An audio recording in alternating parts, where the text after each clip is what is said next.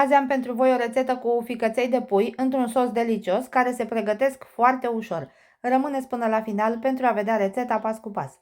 Începem cu ficăței de pui pe care trebuie să îi spălăm foarte bine pentru a elimina sângele și totodată îi vom curăța și la interior, vom elimina acele vinișoare albe și ne asigurăm că nu au rămas resturi de la fiere pentru a da un gust amar ficățeilor. Apoi, într-un bol mai mare, punem aproximativ 1 litru de apă, peste care adăugăm și 3 sferturi de pahar de lapte și de asemenea o lingură de sare.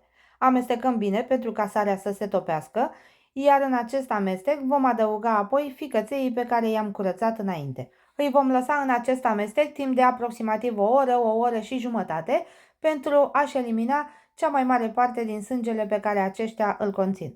Vom mai avea nevoie și de ceapă și usturoi. Eu am folosit un fir de ceapă verde și de asemenea un fir de usturoi verde. Însă puteți să folosiți și uscat dacă nu aveți la îndemână proaspăt. Tocăm mărunt ceapa și usturoiul și le vom lăsa deoparte până în momentul în care le vom folosi. Apoi scoatem ficăței pe șervețele de hârtie sau prosoape din acestea de hârtie și îi vom usca foarte bine. Apoi punem o tigaie la foc în care adăugăm 2 linguri de ulei și un cubuleț de unt de aproximativ 20 de grame. Lăsăm ca uleiul să se încingă și untul să se topească, după care vom adăuga ceapa și usturoiul tocat. Alături, după cum vedeți, mai am și câteva roșii sherry pe care le-am tăiat pe jumătate. Călim ceapa împreună cu usturoiul, peste care adăugăm și un praf de sare, timp de 2-3 minute și din când în când mai amestecăm în tigaie. Apoi adăugăm și roșiile sherry și continuăm să gătim totul încă 2-3 minute. Dacă nu aveți roșii sherry, puteți să folosiți o roșie normală pe care să o tăiați în feliuțe.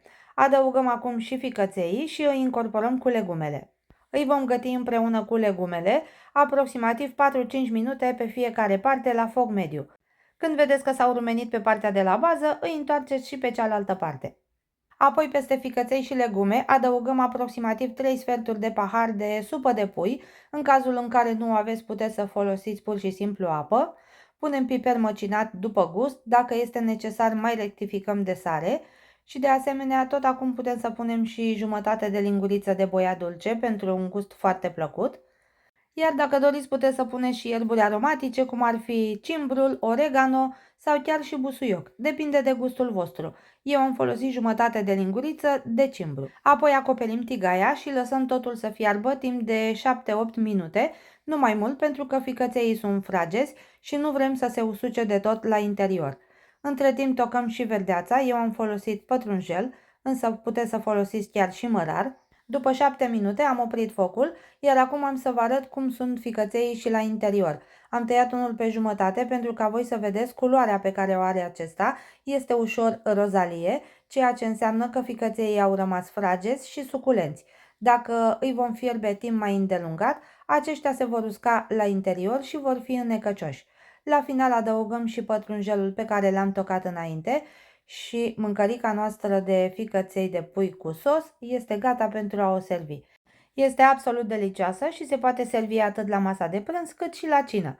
Dragilor, dacă v-a plăcut această rețetă, vă aștept să-mi spuneți și în comentarii. Eu vă mulțumesc tuturor pentru vizionare și ne vedem la videoclipul următor. Numai bine tuturor!